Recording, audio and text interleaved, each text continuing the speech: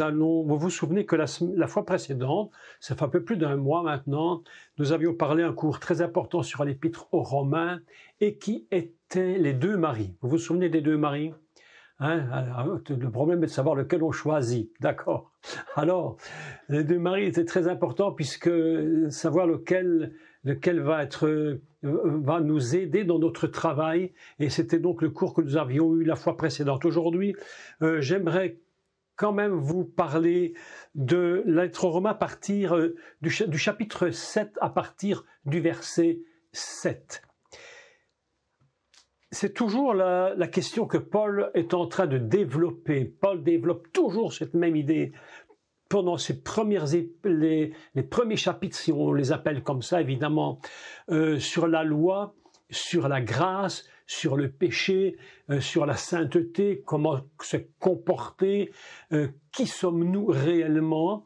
Et ces derniers temps, j'ai vraiment donné plusieurs cours dans différents endroits où j'expliquais notre valeur. C'est très important de comprendre qui nous sommes. Et aussi longtemps qu'on ne connaît pas sa valeur, on ne peut pas savoir réellement comment nous devons nous comporter. Donc c'est des cours très très très importants concernant chaque enfant de Dieu. Nous allons commencer la lecture à partir du verset 7 et du chapitre 7. Paul ici va de nouveau expliquer ce qu'est la loi et comment, tout en étant parfaite et donnée à l'humanité adamique pour arriver à la sainteté, et en même temps cette loi, elle a une double fonction, c'est qu'elle va condamner. Donc c'est toujours le grand problème de la loi que j'explique depuis assez longtemps, et la grande discussion qu'il y a dans l'Église depuis encore plus longtemps, c'est sommes-nous sous la grâce ou sous la loi? Alors en réalité, comme je vous l'avais dit et je le redis brièvement, il n'y a pas de grâce sans loi, c'est impossible. S'il n'y a rien qui me condamne, mais il n'y a rien qui peut évidemment me gracier. C'est parce que si on me fait grâce, c'est parce qu'il y a eu transgression. On ne peut jamais obtenir la grâce dans le sens du pardon s'il n'y a pas eu transgression. Et pour qu'il y ait transgression, il faut bien que quelque chose qui est établi parfaitement puisse nous dire « tu n'as pas fait » ou « tu as été contre cela, donc tu es coupable, tu as donc besoin de la grâce ». Donc ça c'est très important parce que ce principe de la loi et de la grâce, je crois, mais très sincèrement, que ça devrait être depuis très longtemps quelque chose d'acquis dans l'Église. Et je constate que les gens parfois m'écrivent et après des mois et des mois, si pas des années d'enseignement, sont toujours au même questionnement. Non, nous ne sommes plus sous la loi, mais mes amis, c'est impossible que nous n'y soyons plus. C'est impossible. Si nous n'étions plus sous la loi, à la fraction de seconde, nous ne serions plus sous la grâce. C'est impossible. Donc nous avons besoin des deux. Aujourd'hui, nous allons lire donc, et je commence la lecture avec vous. J'espère que vous avez eu le temps de prendre votre Bible pendant mon petit exposé. Et nous commençons la lecture, tout du moins en partie, et nous la ferons progressivement pour arriver un peu plus loin au verset 14 et jusqu'au verset 24, et qui demande alors vraiment une explication claire. Parce que du verset 14 au verset 25, là, il y a vraiment une ambiguïté incroyable dans les enseignements de l'Église. Et là, je crois que je devrais vraiment expliquer de quoi il s'agit. Et nous commençons notre lecture, chapitre 7, verset 7, épître aux Romains. Que dirons-nous donc? La loi est-elle péché? Écoutez bien les mots. Paul va bien peser les mots. La loi est-elle péché? Loin de là. Mais je n'ai connu le péché que par la loi, car je n'aurais pas connu la convoitise si la loi n'eût dit « tu ne convoiteras point ». C'est absolument extraordinaire parce que si quelque chose me dit tu es voleur, c'est parce que quelque chose me dit tu ne voleras point. Si ce n'était pas dit, ben, il n'y aurait pas de voleur. Tu ne mentiras point, s'il n'y a pas de mentira point, ben, il n'y a pas de menteur. Donc vous voyez bien l'importance de la loi qui dit tu feras ou tu ne feras pas, et si tu vas dans le contraire, et voilà le problème. Donc, et le péché, je rappelle, écoutez bien les mots, ce n'est pas et les péchés, mais le péché, la nature même du péché, la structure même fondamentale de ce péché qui entraîne l'humain. Et le péché, saisissant l'occasion, produisit en moi, par le commandement, donc par la loi, toutes sortes de convoitises. Car, écoutez le texte, sans la loi, le péché est mort. Vous comprenez ça? C'est tellement important ce que je lis ici, mais c'est absolument incroyable. Sans la loi, le péché n'existe plus. C'est la loi qui va déterminer le péché. D'ailleurs, dans le Gan Eden, lorsque Dieu est venu voir Adam et il lui pose la question, mais qu'est-ce qui t'est arrivé? Où en es-tu? Pourquoi Dieu lui pose cette question? Parce que précédemment, il lui avait donné une règle à suivre. Il lui a dit, tu ne mangeras pas de cet arbre. Et il lui dit, mais par hasard, est-ce que tu aurais désobéi? Dieu le sait, mais il veut que la dame réponde. Donc c'est très important qu'il dit ceci, sans la loi, le péché, et je paraphrase, n'existe plus. Impossible. C'est la loi qui va déterminer l'erreur et la faute. D'accord? Jusque-là, on va revenir tout ça en détail. Pour moi, étant autrefois sans la loi, je vivais. Mais quand le commandement vint, écoutez le texte, hein, c'est très fort, le péché reprit vie. C'est-à-dire qu'il y a moyen de vivre sans se rendre compte que l'on est pécheur. Mais lorsque la loi vient, elle va dévoiler le cœur et les actes et les comportements que nous avons et le péché qui était complètement occulté grâce à la loi. Le péché reprend vie. Et je dis, mais comment peux-tu dire que grâce à la loi, le péché reprend vie? Mais parce que il y a des choses qui sont faites et que nous ne nous rendons même pas compte qu'elles sont mauvaises. Et grâce à la loi, elles vont réapparaître et elles vont nous dire, attention, là, tu fais une erreur. Et tu t'es trompé. Donc, je relis le texte, mais quand le commandement vint, le péché reprit vie, et moi, je mourus. Vous imaginez un peu ce texte. Je pense que Paul, lorsqu'il a écrit ça, vraiment, il a eu vraiment une révélation de Dieu absolument fantastique. Et je repense toujours à lui, et je me dis quand même, cet homme a été exceptionnel, lui qui venait d'un système extrêmement rigide de la loi de Moïse, où c'était une loi sans pitié, la grâce était complètement voilée, c'était tu ne fais pas, tu es condamné. Et en réalité, voilà qu'ici, Paul est en train d'avoir une révélation de ce que produit la loi et comment, grâce à cette loi, l'être humain sera capable de comprendre qu'il marche, je dirais, contre Dieu et qu'il aura besoin que la loi, évidemment, puisse montrer son autre côté, c'est-à-dire la grâce. Ce texte est extrêmement important. J'aimerais que tellement de chrétiens comprennent, et même de juifs, évidemment, comprennent ces textes de Paul, parce qu'ils sont d'une puissance absolument extraordinaire.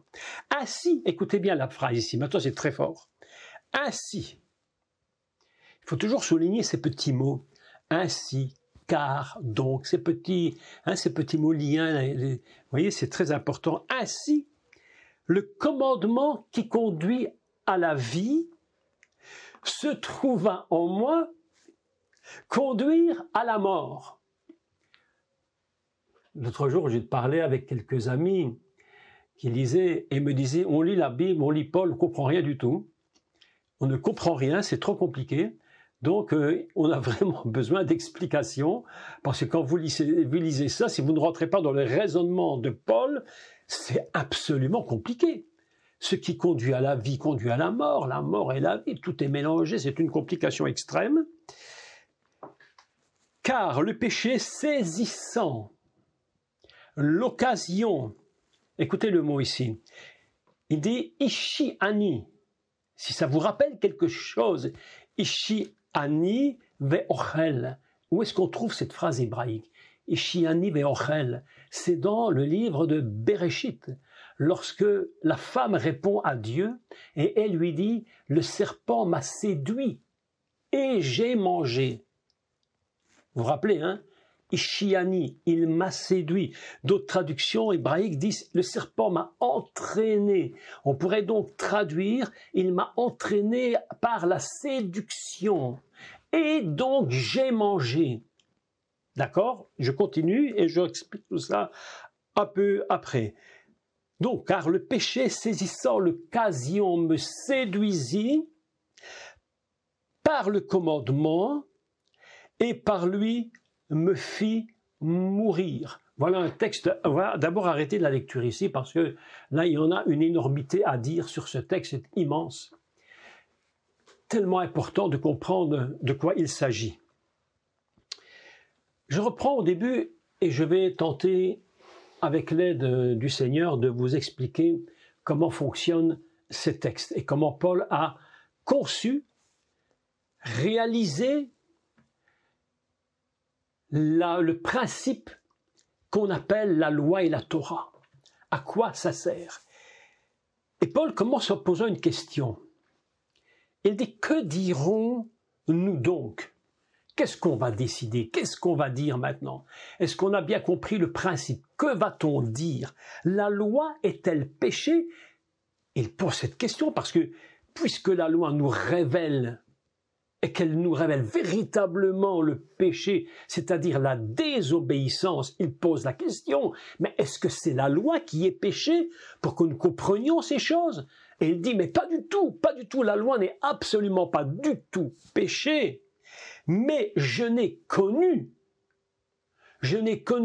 que la structure du péché, donc du fondement même du péché. Les péchés, c'est autre chose.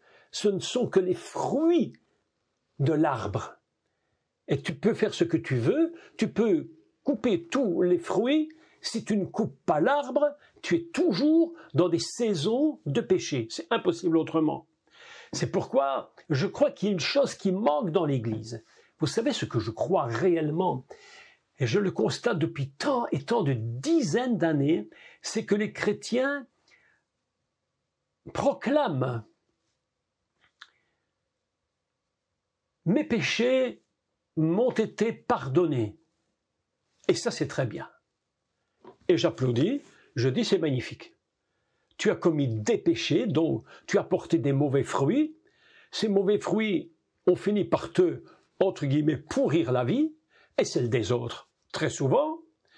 Et tu es content parce que ces péchés ont été pardonnés, les fruits ont été enlevés de ta vie et maintenant tu es tranquille. Eh bien, pas du tout, tu n'es absolument pas du tout tranquille. Ce n'est que là que recommence le problème. Et c'est ce que Paul va expliquer à partir du verset 15, du verset 14 jusqu'au verset 25 que nous lirons plus tard. Et là, il y aura quelque chose qu'il faut bien comprendre. Il y a ce que nous déclarons en tant qu'explication et ce que nous sommes réellement, soit sans le Messie, soit avec le Messie. Et c'est tout à fait différent. On est sur deux systèmes complètement différents. Donc, il dit, la loi est-elle péché? Loin de là, mais pas du tout. La loi ne saurait pas être péché. Mais je n'ai connu le péché que par la loi. C'est elle, cette loi, qui me révèle réellement quoi?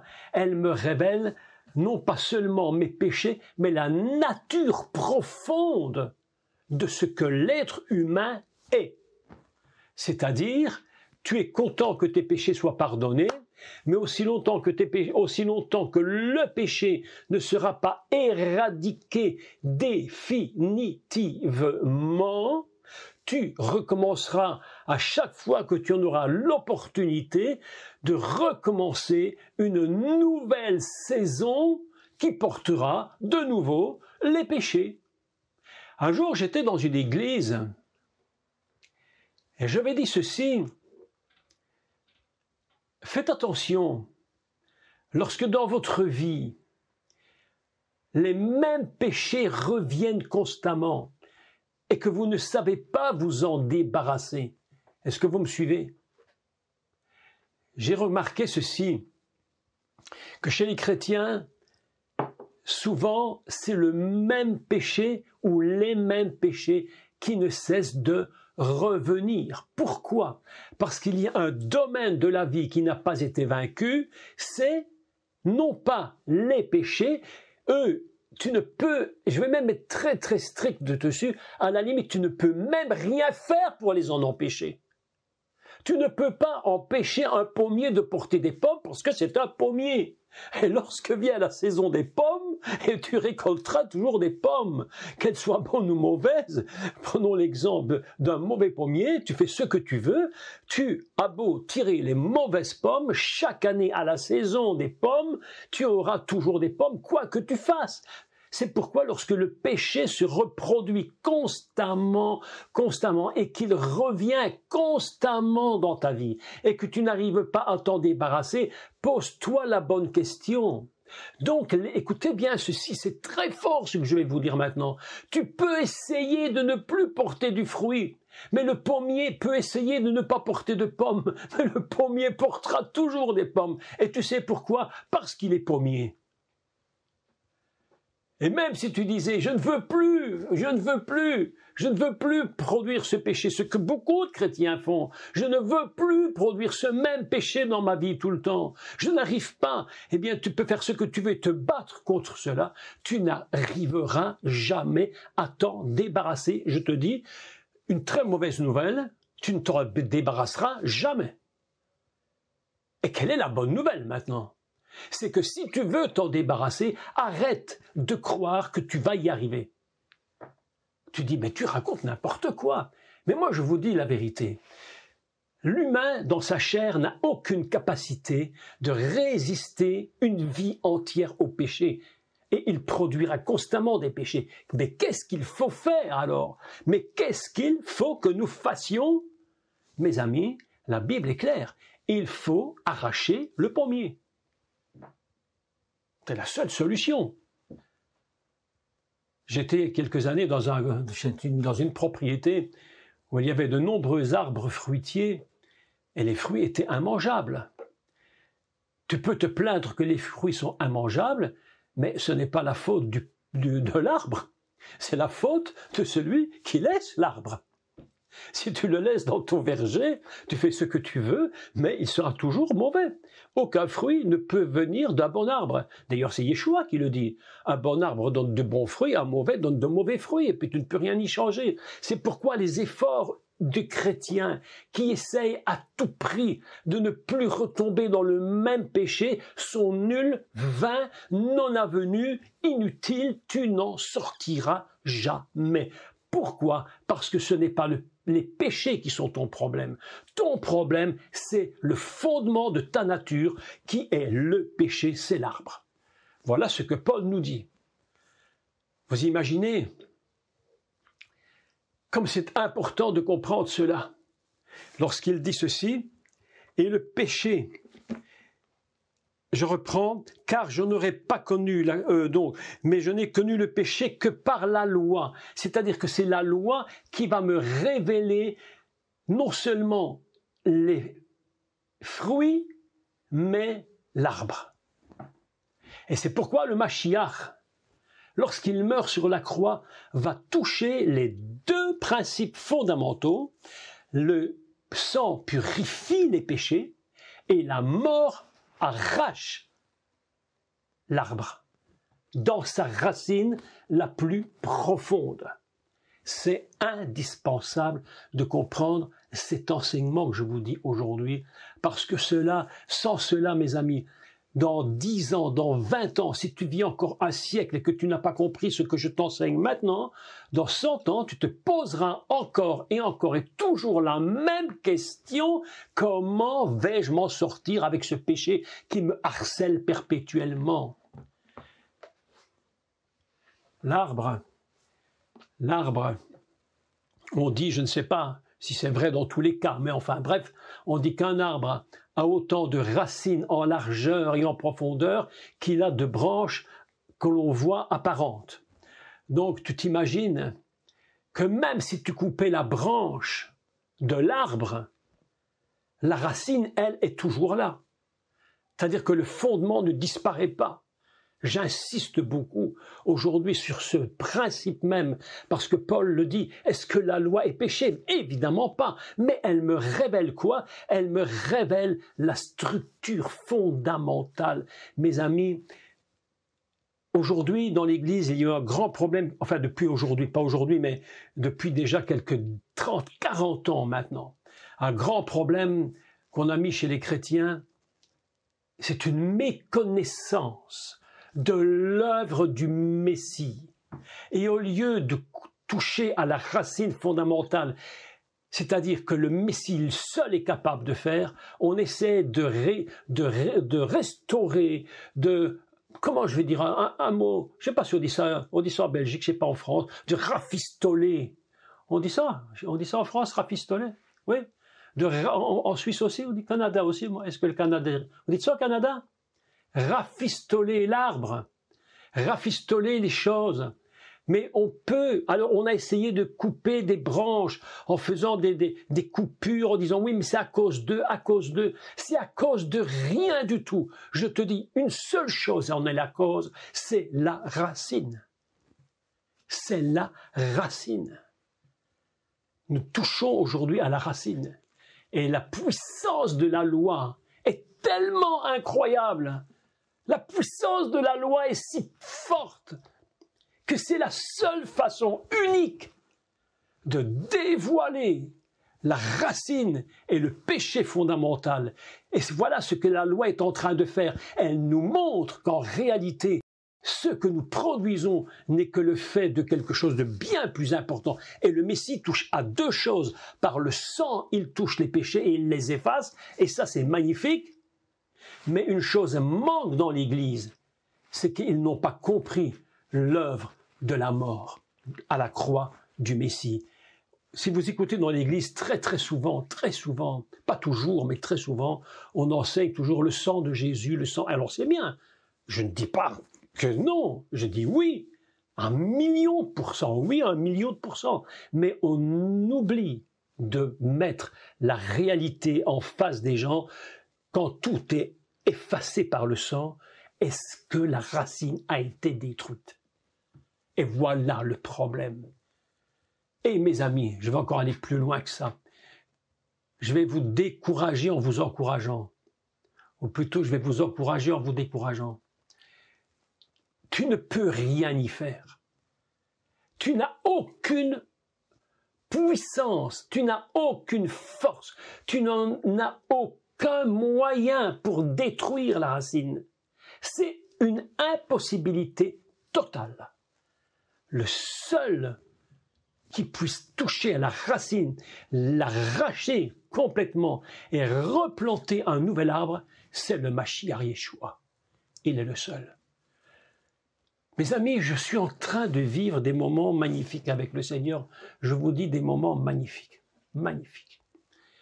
Ma vie est devenue, c'est sans prétention aucune, mais une sorte d'exaltation à la gloire du Seigneur Jésus, à la gloire du Mashiach. Je suis dans cette présence constamment. Et l'autre jour, je priais. Et cette nuit, je me lève, je prie. Et je réfléchis à lui, je pense à lui. Et je lui dis, Seigneur, mais dis-moi qui tu es, révèle-moi qui tu es. Et l'autre jour, je pensais à ceci. Parfois, c'est pas une révélation qui te vient du ciel, hein. C'est pas une voix qui vient te parler. Mais tu médites, tu raisonnes. Mais l'esprit résonne en toi, médite en toi. Et ta méditation est conduite par l'esprit. Vous avez expérimenté ça, je suis convaincu de ça. je parlais, je pensais à la foi. Et je disais, mais Seigneur, je me suis tellement battu pendant tant d'années pour avoir la foi. Et j'ai l'impression que j'y arrive jamais je n'arrive à vraiment ce que tu veux. Oh là là, quel combat pour obtenir cette foi. Dire, Seigneur, mais c'est cette foi que je veux. Mais comment je fais? Comment je fais? Et quelque chose est venu dans mon esprit. Et là, je crois vraiment que c'est l'Esprit de Dieu qui m'a parlé. Il m'a dit, tu cherches la foi, mais tu la cherches mal. Et j'entendais cette voix qui me disait, Yeshua, qui me disait par le Saint-Esprit, la foi, c'est moi. C'est pas des exercices intellectuels. Non. Le Mashiach, Yeshua, me dit, la foi, c'est moi. Tu cherches pas la résurrection, parce que tu peux rien faire pour ressusciter. Écoutez-moi. Écoutez le raisonnement, il est tellement basique et tellement, je dirais tellement simple, à la fois tellement, c'est presque amusant, presque drôle. Lorsque tu es mort, tu n'as plus aucune solution pour méditer ta résurrection, puisque tu es mort. Le mort ne réfléchit plus, il est mort. La Bible nous dit, le mort ne pense plus, c'est fini pour lui. Donc tu ne peux même pas essayer de faire un effort intellectuel pour ressusciter, puisque tu es mort, tu ne penses plus. Et c'est pourquoi, mes amis, le Mashiach Yeshua dit ceci. Écoutez bien la phrase. Elle est d'une puissance absolument gigantesque. Il dit, devant Marthe et Marie, la résurrection, c'est moi. Il n'a pas dit, c'est un raisonnement de toi. Il n'a pas dit, je te demande de raisonner. Non. Je ne raisonne pas sur ma résurrection. Je ne raisonne plus sur ma foi. Ma foi, c'est le Messie. Ma résurrection, je n'ai pas besoin d'essayer, je suis mort. Comment pourrais-je raisonner? Il dit, mais je suis la résurrection. Est-ce que vous me comprenez? Est-ce que je suis assez persuasif dans votre tête pour que vous compreniez cette vérité absolument incroyable? Ne cherche pas, midi à 14h, c'est trop tard. T'es 2 heures en retard. Ne cherche pas inutilement la foi. Le Seigneur m'a dit l'autre jour, et je vous assure que c'est la vérité, il m'a dit, cherche-moi, comprends-moi, trouve-moi, demeure en moi, vis avec moi, parce que là où je suis, là aussi sera mon serviteur. Oh, j'ai dit, Seigneur, ce matin encore, je priais. Je suis en train de relire l'évangile de Jean, mais avec des nouvelles lunettes. J'ai mis une nouvelle paire de lunettes et je me suis dit, il faut relire cet évangile autrement. Alors j'ai repris l'évangile. Je l'ai relu avec des autres lunettes. Et ce matin, et hier et ce matin, j'ai relu 2 fois le même texte. Il m'avait tellement frappé. C'est Yeshua qui parle et il dit à ses apôtres, là où je suis, il dit, celui qui m'aime, il me suivra. Car là où je suis, là sera mon serviteur. Il n'a pas dit, car là où tu es, je vais aller. Non, non, non, non, non, non, non, non, non, non. Il n'a pas dit, là où tu vas, je vais avec toi. Non, non, non, non. Il a dit, là où je suis, toi, tu es avec moi. Mes amis, c'est juste le contraire de souvent ce qu'on fait. On fait des choses, on dit, viens nous aider, Seigneur. Le Seigneur te dit, mais je ne veux pas aller dans cet endroit où tu vas. C'est pas là que je veux aller. Moi, je veux aller là-bas, afin que tu me suives là où je vais. Non, mes amis, est-ce que vous comprenez ce que je vous dis? Il est tout. Il est la seule puissance de l'univers entier, dont la capacité est d'aller dans la racine et d'arracher cette racine, définitivement, afin que nous ne reproduisions plus jamais les mêmes péchés. Vous comprenez cela? La puissance de la loi nous révèle ses secrets, mes amis. C'est impressionnant. C'est tellement puissant. Il y a une telle force à l'intérieur de ces phrases. Lorsque tu relis cette lettre de Paul, tu te dis, mais c'est pas possible, mais c'est parole tombe directement du trône de Dieu. Ça ne peut pas être une invention humaine. L'homme se bat, le chrétien se bat pour être sanctifié, mais le Seigneur n'a pas dit ça. Oh mes amis, laissez-moi vous parler. Le Seigneur a dit, je me suis sanctifié moi-même pour vous. Il n'a pas dit, tu t'es sanctifié pour moi. Il m'a dit, c'est moi le Machiar, je me suis sanctifié pour vous. C'est pourquoi lorsque vous êtes dans ma sanctification, le travail que vous faites n'est plus un travail qui est compliqué, c'est un travail qui est dans la fusion avec ma sanctification. Je suis à part et comme vous êtes en moi, vous êtes à part. Et vous vous tenez à part avec moi. C'est ça que dit le Seigneur. Je me dis, mais je me suis sanctifié pour vous, mes amis. Oh là là, je voudrais que tous vous soyez comme moi en train de comprendre ces choses. Prenez des nouvelles lunettes et relisez les évangiles avec une nouvelle paire. Mettez une des jumelles s'il le faut pour bien regarder un peu plus près les mots. Et je suis en train de repenser tout l'évangile de Jean. Je le repense complètement. Comme si je ne l'avais jamais lu auparavant. Je le relis avec une nouvelle idée. Je regarde le Seigneur autrement. Je regarde le Machiar et je le regarde et je me dis, mais qu'est-ce que tu as voulu dire? Qu'est-ce que tu as dit? Parfois, nous lisons ces textes et ça ne traverse pas. Il y a comme une couche de protection au-dessus de notre tête. Mais il faut enlever cela. Mes amis, quel texte, mais quelle puissance de texte. Et je reviens sur mon épître aux Romains, parce que je me laisse emballer là, je me laisse emballer dans mes réflexions.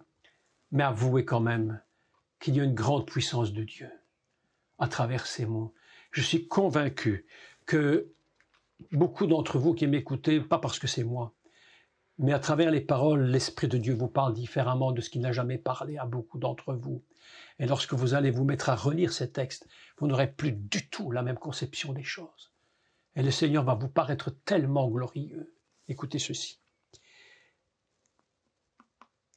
Mais je n'ai connu le péché que par la loi, vous imaginez. Car je n'aurais pas connu la convoitise. Écoutez le texte. Si la loi n'avait pas dit que tu ne convoiteras point. Alors, ce petit texte est absolument impressionnant parce qu'il paraît tellement basique et je crois qu'il est tellement simple qu'il est d'une vérité extraordinaire. Si je prends que je suis quelqu'un qui convoite ou qui ment ou qui vole ou que sais-je quel péché, c'est parce que quelque chose m'a dit de ne pas le faire. Si rien ne me disait de ne pas le faire, s'il n'y avait aucune loi qui ne dise de ne pas convoiter, mais il n'y aurait aucun problème. Tu pourrais convoiter autant que tu veux. D'ailleurs, ça ne s'appellerait même pas de la convoitise, ça s'appellera tout simplement la vie tout court. Tu fais ta petite vie tranquille. Tu vois quelque chose qui ne t'appartient pas, mais rien ne te dit que tu ne peux pas le prendre, donc ben, tu le prends, tu fais ta petite vie, et puis voilà, et puis c'est tout. Mais quelque chose est venu. Vous voyez la puissance de la loi. La loi, elle n'est pas compliquée en fait. Hein.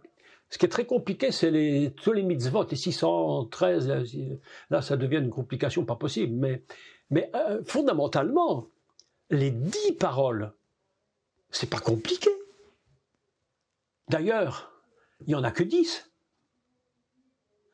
Dieu n'a pas donné 500 paroles, il en a donné 10. Et ces 10 paroles vont être tellement déterminantes qu'elles vont englober la totalité de toute la nature du péché de l'homme pour lui révéler qui il est.